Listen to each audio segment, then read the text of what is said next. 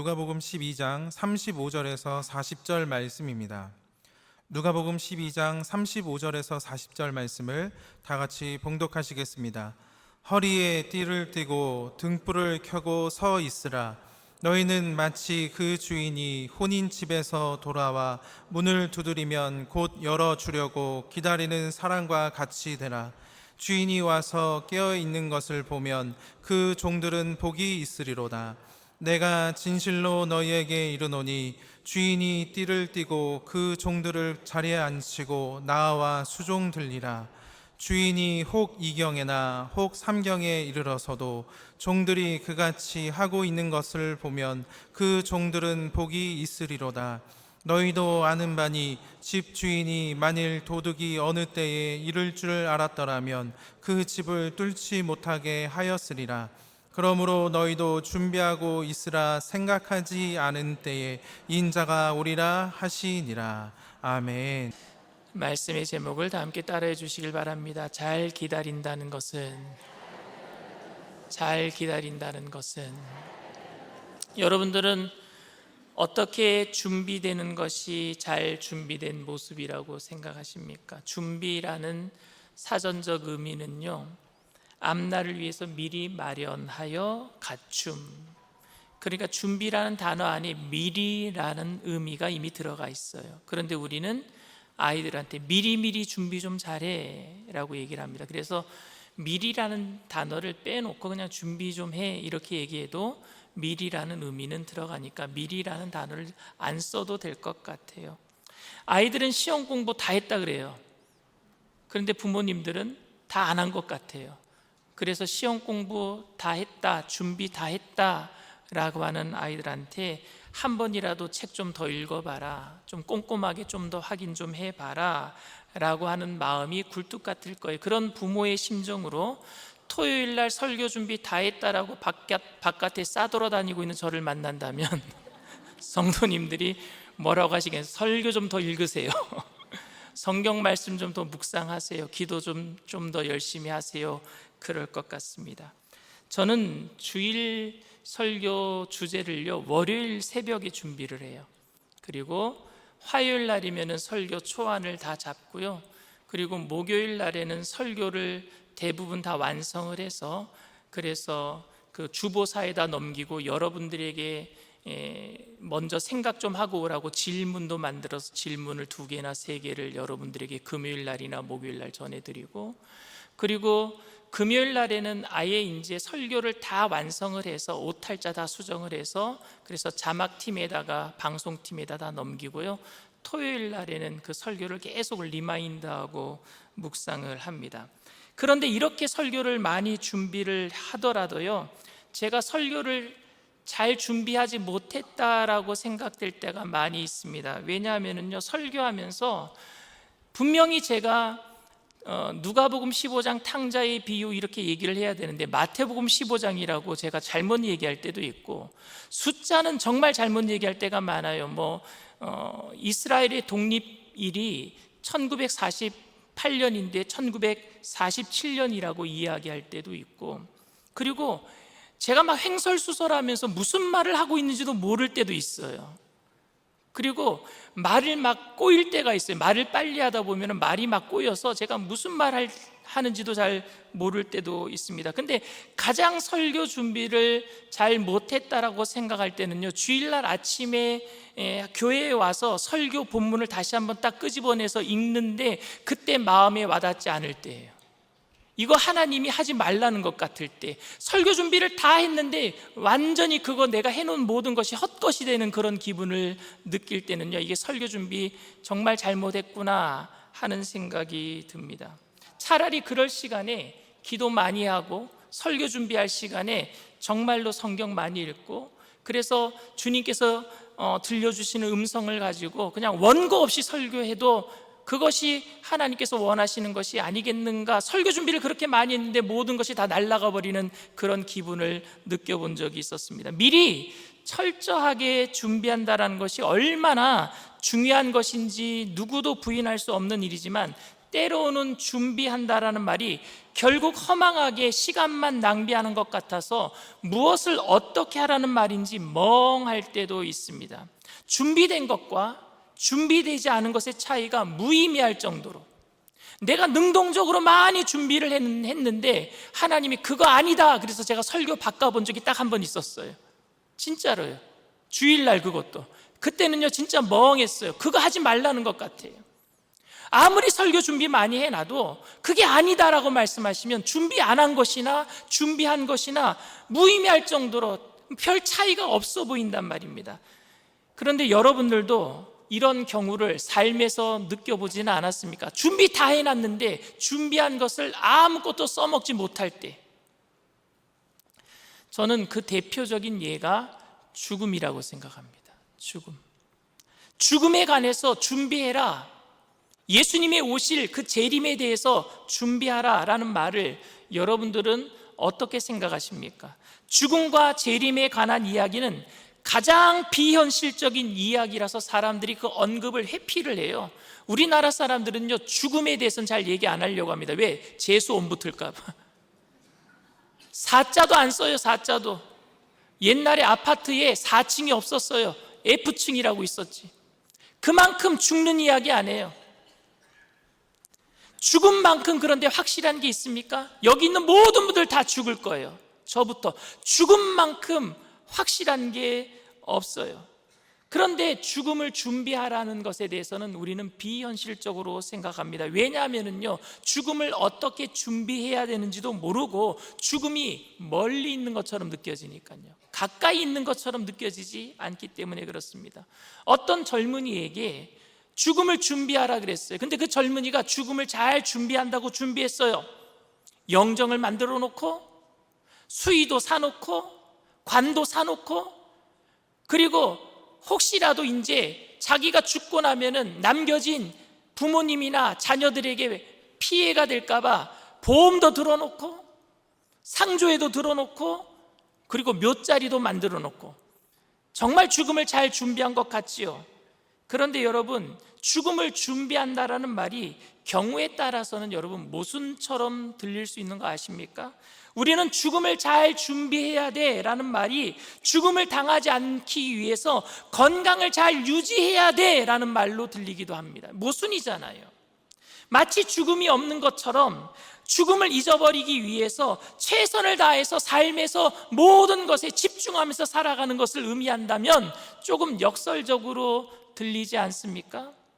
저는 정말로 우리가 이렇게 죽음을 잘 준비하는 것이 무엇인지 잘 모르는 상황에서 우리는 살고 있다고 생각합니다. 근데 재림도 마찬가지예요. 죽음은 개인적인 종말이지만 재림은 예수님께서 이 땅에 오실 때 인류가 종말하는 날이거든요. 지구가 종말하는 날이거든요. 그러니까 지구의 종말이나 개인의 종말이나 같은 죽음이라고 죽음과 재림을 번갈아 가면서 사용해도 무방하다라고 저는 생각을 합니다.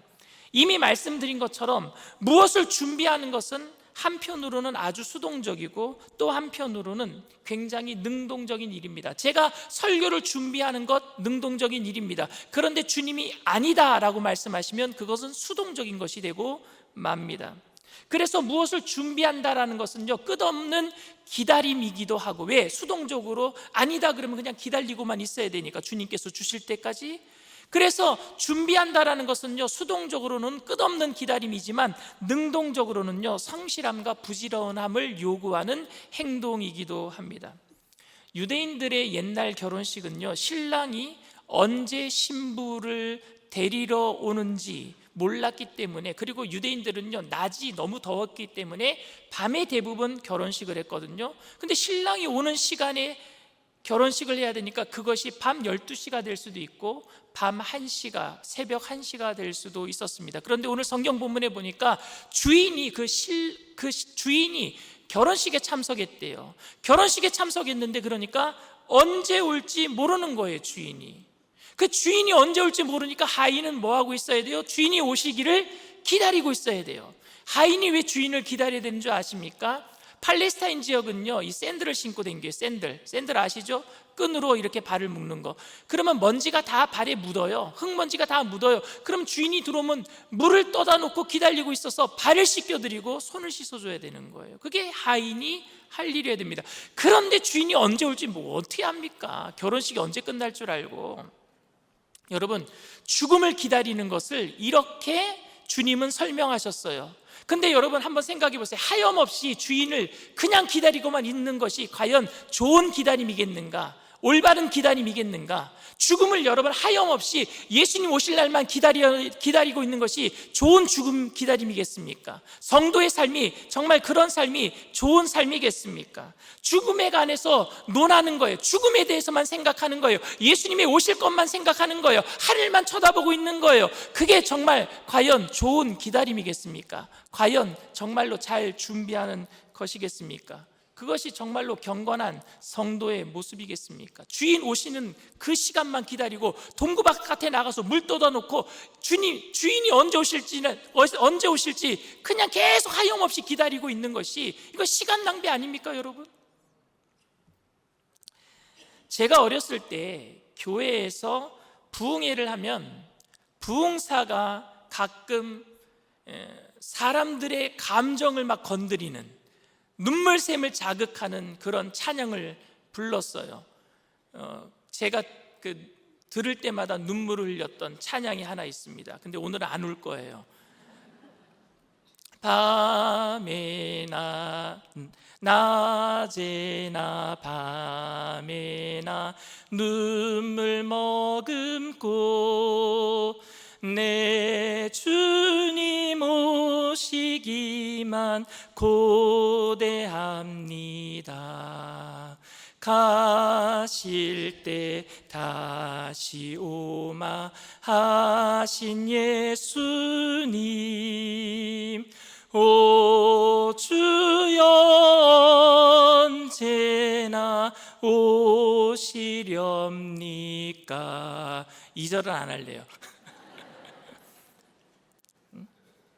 저는 이런 찬양을 부르고 있는 모습을 세상 사람들이 본다면 이 세상에 사는 것 재미없는 사람들이 비전도 없어서 삶의 애착도 없이 멍하니 하늘만 바라보는 것으로 오해할 수 있겠다 싶습니다.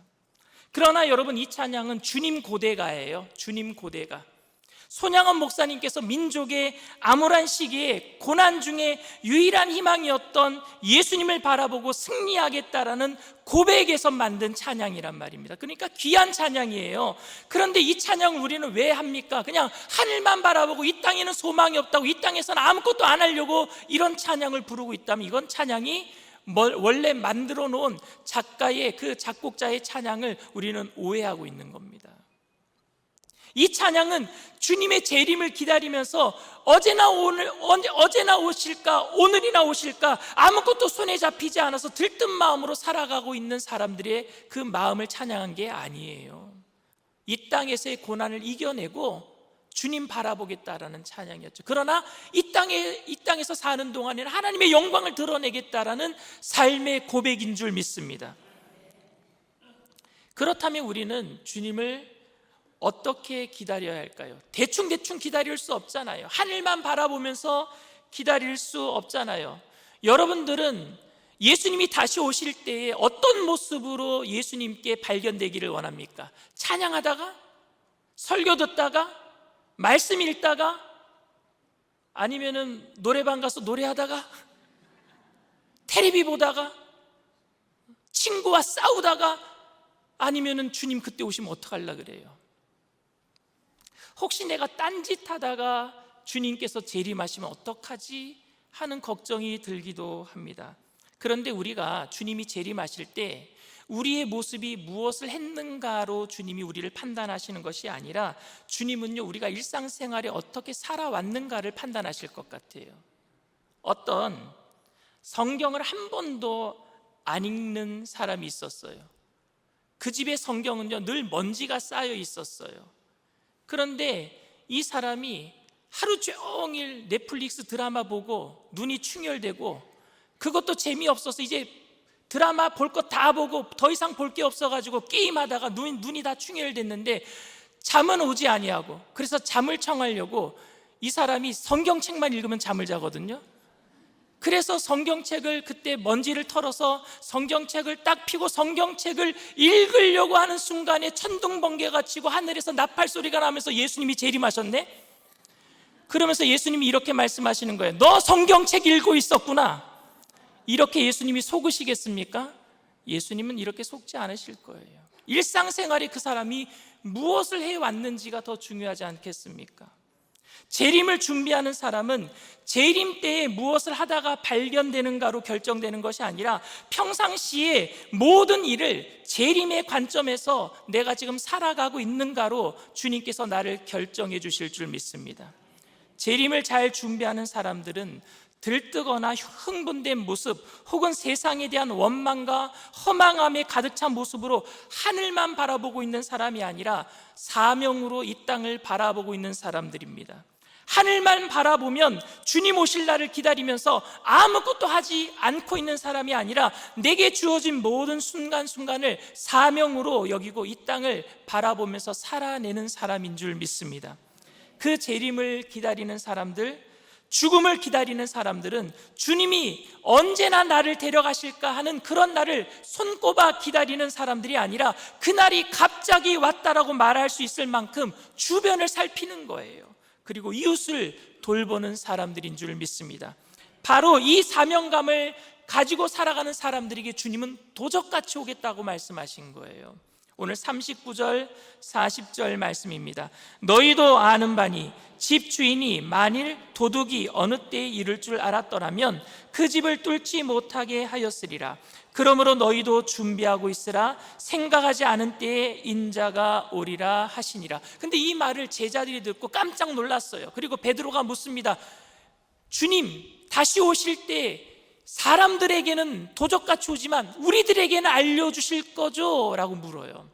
너무 의아했거든요. 이 이야기는 우리들에게는 알려주실 거죠, 그때를. 다른 사람들은 모르는 거죠. 도적같이 오시는 것은 다른 사람들에게 얘기하시는 거죠? 라고 베드로가 묻습니다. 41절 말씀이에요. 베드로가 여짜오되 주께서 이 비유를 우리에게 하심이니까 모든 사람에게 하심이니까. 우리에게 하는 게 아니죠. 다른 사람에게 하는 거죠. 우리들에게는 예수님 재림하실 날을 알려주실 것이죠 라고 말하고 있는 거예요. 그런데 이 이야기는 여러분 제자들에게 하고 있는 겁니다. 제자들에게 안 알려주시겠대요. 도적같이 올 거니까 너희들은 최선을 다해서 살아내라 라고 얘기하고 있는 거예요. 그러면서 예수님은 비유 하나를 더 드십니다. 그게 오늘 우리가 안 읽었지만 본문 내용과 연결되는 것이니까 42절에서 48절 말씀을 우리 다 함께 천천히 한번 합독하겠습니다. 주께서 이르시되 지혜 있고 진실한 청지기가 되어 주인에게 그 집 종들을 맡아 때를 따라 양식을 나누어 줄 자가 누구냐? 주인이 이를 때에 그 종이 그렇게 하는 것을 보면 그 종은 복이 있으리로다. 내가 참으로 너희에게 이르노니 주인이 그 모든 소유를 그에게 맡기리라. 만일 그 종이 마음에 생각하기를 주인이 더디 오리라 하여 남녀 종들을 때리며 먹고 마시고 취하게 되면 생각하지 않은 날 알지 못하는 시각에 그 종의 주인이 이르러 엄히 때리고 신실하지 아니한 자의 받는 벌에 처하리니 주인의 뜻을 알고도 준비하지 아니하고 그 뜻대로 행하지 아니한 종은 많이 맞을 것이요 알지 못하고 맞을 일을 행한 종은 적게 맞으리라. 무릇 많이 받은 자에게는 많이 요구할 것이요 많이 맡은 자에게는 많이 달라 할 것이니라.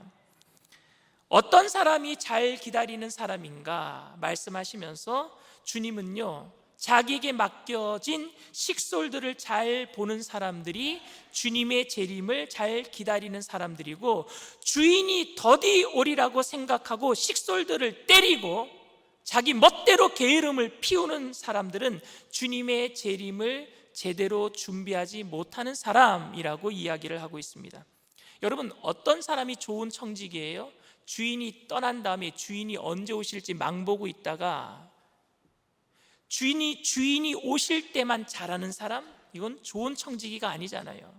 평상시에 잘하는 사람, 그러다가 주인이 왔을 때에 평상시에 잘하는 모습을 보여줄 수 있는 사람이 좋은 청직이 아니겠습니까? 평소에 맡겨진 사명을 제대로 감당하는 사람, 나에게 주어진 생명이 있는 동안 나에게 주신 달란트, 물질, 시간, 이 모든 것들을 최선을 다해서 다른 사람들을 위해서 베풀 수 있는 사람, 식솔들을 잘 챙기는 사람, 주인께서 칭찬하는 착하고 충성된 종이 되는 줄 믿습니다.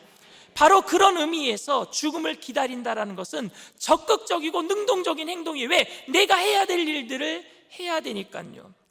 주어진 매 순간 우리는 청지기의 사명을 가지고 성실하고 진실하고 사랑하며 살아가야 됩니다. 내가 더 이상 준비할 것이 없다라고 자만하지 말고, 아무런 비전과 소망도 없다라고 포기하지 말고, 주님이 오시는 그날까지, 주님께서 부르시는 그날까지 우리에게 맡겨진 시간, 탤런트, 이 모든 것들을 사용하여서 맡겨진 사람들을 다른 식솔들에게 베풀어야 될 줄 믿습니다. 그렇게 주님이 오실 때 우리는 일상생활 속에서 자연스럽게 발견될 거예요, 주님께. 이것이 바로 죽음의 능동적인 기다림이라고 저는 말합니다. 그렇다면 제가 서두에 말씀드렸다시피 능동적으로 내가 준비를 해놔도 수동적으로 주님이 아니다 그러면 모든 걸 폐기 처분해야 되잖아요. 그러면 죽음에 대한 수동적인 기다림, 재림에 대한 수동적인 기다림은 무엇이겠습니까? 한국에서는요, 하루에 7명씩 교통사고로 죽어요. 그러니까 2023년도 작년 통계가 교통사고로 죽은 사람이 2,551명입니다. 2,551명을 365일로 나눠보세요. 그러면 하루에 7명씩 죽은 꼴이 나와요. 이 사람들은요, 세이 굿바이도 못했어요. 가족들과 작별 인사도 못하고요, 허망하게 바깥에 나가서 죽은 거예요. 객사한 거예요. 바로 이번 달이죠. 이번 달 7월 1일에 서울시청에서 역주행하던 차가 9명을 그냥 치워 죽이고 말았어요. 그 중에 한 30대 남자는요, 결혼한 지 한 달도 안 된 새신랑이래요. 얼마나 허망합니까, 여러분? 얼마나 허망합니까? 얼마나 안타깝습니까? 아무리 조심을 해도 우리를 찾아오는 고난과 죽음의 시간을 우리는 스스로 조절할 수가 없어요. 우리의 생명이 하나님의 손에 달려있다는 것을 우리가 안다면, 우리가 조심해서 우리의 생명을 연장할 수 있는 것이 아니라는 것을 안다면은, 주님께서 도둑같이 온다라는 말을 우리는 깨달아야 돼요. 이 말씀이구나. 도둑같이 온다는 말이 내가 알 수 없는 그날이 내 종말이 되고, 내가 알 수 없는 그날이 주님의 재림의 날이 될 텐데, 오늘 비유에 나오는 하인은 주인을 일찍 오게 할 수도 없었고 주인이 더디 오게 만들 수도 없었습니다. 악한 청지기의 문제는요, 그럼에도 불구하고 주인이 오는 시간을 스스로 판단했다라는 거예요. 스스로 계산했다라는 겁니다. 스스로 계산할 때 어떻게 계산했느냐? 근데 이 계산이 꼭 오류가 있어요. 자기 자신이 계산한 건 다 오류가 있습니다. 왜? 하나님의 계산이 맞죠. 주인이 결혼식에 갔으니까 결혼식 하는 게 한 하루는 걸리니까 하루 정도 거기에서 머무르는 시간이 있을 것이고, 결혼식장 그 동네에서 우리 동네까지는 한 6일간의 거리니까 하루 그리고 6일, 한 일주일은 걸리겠구나. 그러면 나는 마음 놓고 놀아도 5일은 놀 수 있겠지, 이렇게 생각한 거예요. 자기 멋대로 생각한 거예요. 그리고 준비하지 않았어요. 자기가 계획한 거예요. 자기가 계산한 거예요. 그런데 주인이 도둑같이 왔다면 망하는 겁니다. 망하는 거예요. 주인이 그렇게 올 줄 몰랐죠. 청지기의 잘못은 자기가 주도적으로 계산한 것입니다. 그는 주인이 오지 않을 것이라고는 생각하지 않았습니다. 언제 올지는 몰랐지만 그것이 언제 올 것인지 계산하고 그 모든 시간을 자기 멋대로 썼다라는 것이 문제죠. 예수님의 재림과 인생의 죽음을 기다리는 우리들의 문제도 여기에 있습니다. 여기에 함정이 있는 거예요. 이 세상에 내가 할 수 있는 일들을 내가 지금 계산 다 하고 있는 거예요. 그때는 아니겠지, 아직은 아니겠지, 계산하고 있어요. 그런데 여러분, 그 운명이 우리의 손 안에 있는 게 아니라 주님 손에 있단 말입니다. 그게 문제예요. 왜 하나님 이때입니까? 왜 하나님 우리 가정에 이런 일이 일어납니까? 왜 하나님 나에게 시한부 인생이 선고되는 겁니까? 그때는 이미 늦어버렸어요. 하나님의 뜻을 받아들이기가 너무 벅차고 힘이 듭니다. 왜냐하면 준비하지 않았기 때문에 그래요. 그래서 우리에게 필요한 것이 기도입니다. 기도는 내 뜻대로 하는 게 아니라 하나님의 뜻을 받아들이는 것이니까요. 기도하는 사람은 하나님의 뜻을 지금 알지는 못하지만 그래서 준비하게 될 줄 믿습니다. 기도하는 사람들은 준비하게 돼 있어요.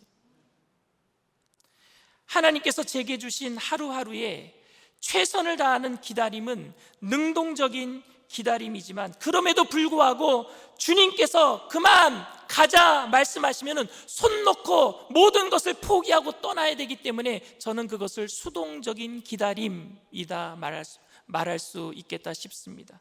그러니까 여러분, 죽음은 능동적인 기다림과 수동적인 기다림의 긴장감을 가지고 살아야 되는 거예요. 내게 주어진 시간 동안에 최선을 다하는 능동적인 그런 기다림, 아무것도 못하고 손 놓고 하늘만 바라보고 있는 것이 아니라 내게 주어진 사명을 감당하는 능동적인 기다림. 그러나 내가 아무리 성공했다고 할지라도, 이 땅에서 아무리 축복을 받았다고 할지라도 주님께서 가자 하시면 손 놓고 가야 되는 수동적인 기다림 말입니다. 그 긴장감이 우리 안에 있어야 될 줄 믿습니다. 사랑하는 성도 여러분, 오늘 우리가 살아가면서 내게 주어진 순간을 철저하게 준비하고 사명을 가지고 모든 일을 감당하지만, 그럼에도 불구하고 하나님께서 이제 끝났으니 가자 말씀하시면 그때 깨끗하게 손을 놓을 수 있는, 이 땅에 대한 미련을 떨쳐버리고 천국의 소망으로 떠날 수 있는 그 마음가짐이 필요하다고 생각을 합니다. 너무너무 열심히 순종하고 최선을 다해서 성실하게 살았던 사람들이 사역의 말미에, 인생의 말미에 이제 손을 놓아야 할 때 놓지 못하고 욕심을 부려서 망가지는 그런 모습을 여러분들 보지는 않았습니까? 봐왔잖아요.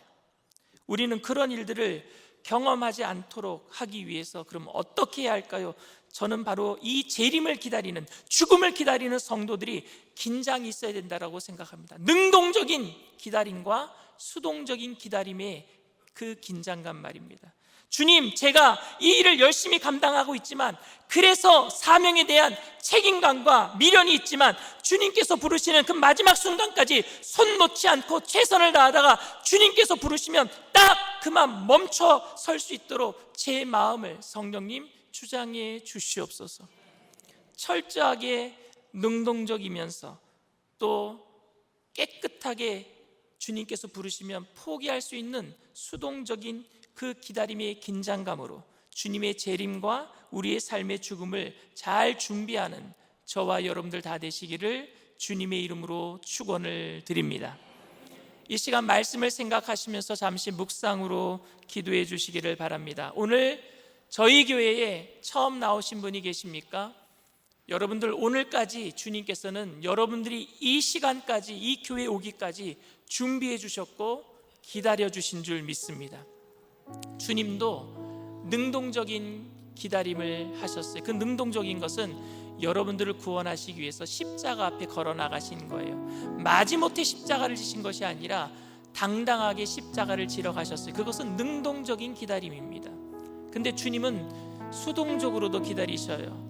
우리를 강압적으로 끌고 교회 앞으로 데리고 오신 것이 아니라 죄인이 회개하고 그 자유의지를 가지고 주님을 찾아 나올 때까지, 끝까지 탕자가 떠났다가 아버지 집에 돌아올 때까지 아버지가 동구밭에서 기다려 주셨던 그 심정을 가지고 수동적으로 우리를 기다려 주신 줄 믿습니다. 그 사랑을 우리가 안다면은, 오늘 저희 교회 처음 나오신 분이 계시다면, 그렇게 기다려 주신 주님의 사랑을 깨달았다면 믿음으로 반응하게 되기를 바랍니다.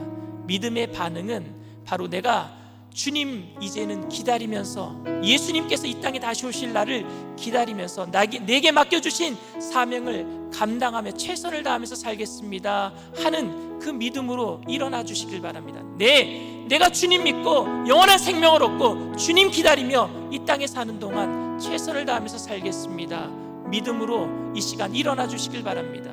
인터넷상에서, TV상에서 예배드리는 그 초소가 어디든지 간에 믿음을 가지고 일어나 주시길 바랍니다. 그리고 믿음으로 일어나신 분들은 제가 하는 기도를 따라해 주시길 바랍니다. 하나님 아버지, 저는 죄인입니다.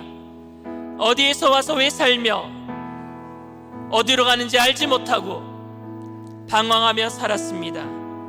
저의 죄를 위하여 십자가에서 죽으시고 부활하신 예수님을 제 구주로 모셔드립니다. 저는 하나님의 자녀가 되었습니다. 지금부터 영원토록 주님과 함께 살겠습니다. 예수님의 이름으로 기도드립니다. 아멘. 할렐루야. 여러분들을 진심으로 축복하고 환영합니다. 밤이나 낮이나 우리 찬양합니다.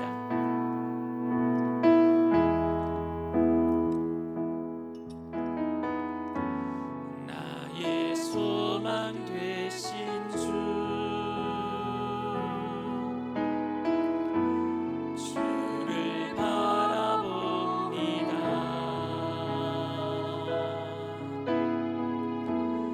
다시 오실 나의 왕 예수, 주를 기다립니다.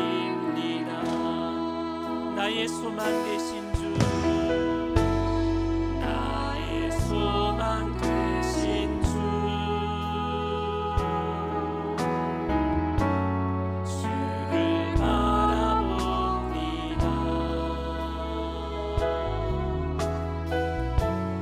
다시 오실 나의 왕 예수, 주를 기다립니다. 밤이나 낮이나 밤이나 낮이나 어제나 오늘도 영원히 주만 찬양해.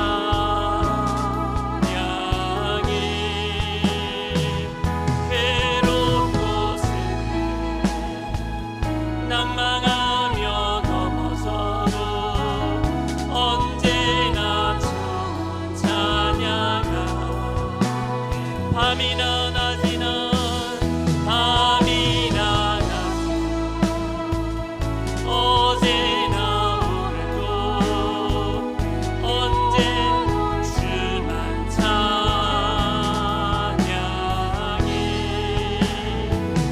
괴로운 곳을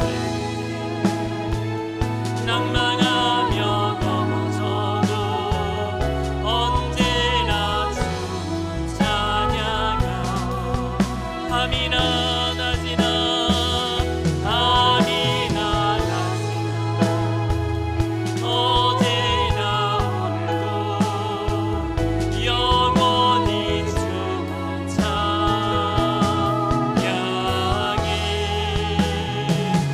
괴로운 곳을 낭망하며 넘어져도 언제나 주만 찬양하.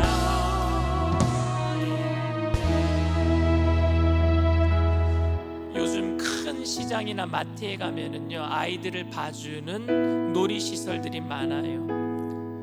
부모님들은 아이들이 놀도록 맡기고 아이들과 함께 쇼핑하다 보면은 제대로 쇼핑하지 못하니까 그곳에 아이를 맡기면서 부탁합니다. 아이에게 내가 금방 올 거니까 여기서 잘 놀고 있어. 잘 놀고 있어. 여러분, 잘 노는 아이는 어떤 아이일까요? 부모님이 떠나자마자 부모가 떠난 길을 바라보면서 울고불고 엄마 찾는 아이가 잘 기다린 아이일까요? 아니죠. 잘 기다린 아이는 엄마가 다시 찾으러 왔는데 벌려놓은 놀이기구가 너무 많아, 벌려놓은 사업이 너무 많아. 그래서 엄마 잠깐만, 나 이거 책임져야 돼, 여기 좀 더 놀다가. 잘 기다린 아이일까요? 잘 기다린 아이는 부모님이 떠나자마자 그냥 최선을 다해서 그곳에서 다른 친구들과 잘 노는 거예요. 그런데 그 아이는요, 귀는 어디에 열려 있는지 아십니까? 엄마 부르는 목소리에 귀는 열려 있어요. 세상을 향해서 우리가 살고 있지만 귀는 천국을 향해서 열려 있어야 될 줄 믿습니다. 저 멀리서 엄마가 불러요. 그러면은요, 놀던 모든 것을 다 팽개쳐 버립니다. 엄마 왔다고 일어나는 거예요. 노는 기구가 너무 좋더라도, 세상이 너무 좋더라도 주님이 부르시면은요, 다 모든 것은 포기할 수 있는 수동적인 기다림이 있어야죠. 능동적으로 친구들과 잘 노는 것도 필요하지만 엄마가 부르는 시간에 포기할 수 있는 수동적인 기다림도 있어야죠. 천국을 바라보면서 살아가는 우리들은요, 천국만 바라보는 것이 아니라 이 땅을 바라보면서 살아야 돼요. 왜? 주님께서 주신 사명지가 이 땅이니까요. 최선을 다해서 살게 되기를 바랍니다. 그게 능동적인 기다림이에요. 그래서 여러분, 포기하지 마세요. 낙심하지 마세요. 주님께서 힘을 더하실 줄 믿습니다. 그러나 성공했다고 할지라도 교만하지 말고, 실패했다고 할지라도 낙심하지 말아야 될 것은 주님이 부르시는 그날에 우리는 그것을 털어버려야 되니까 수동적인 기다림이에요. 주님, 우리에게 그런 마음을 주시옵소서. 이 땅을 살지만 천국에 속한 하나님의 백성으로 최선을 다하지만 떠날 준비 잘할 수 있도록 주님의 목소리에 귀 기울이는 삶이 되게 하여 주시옵소서. 우리 주님 세 번 부르고 통성으로 간절히 기도합니다.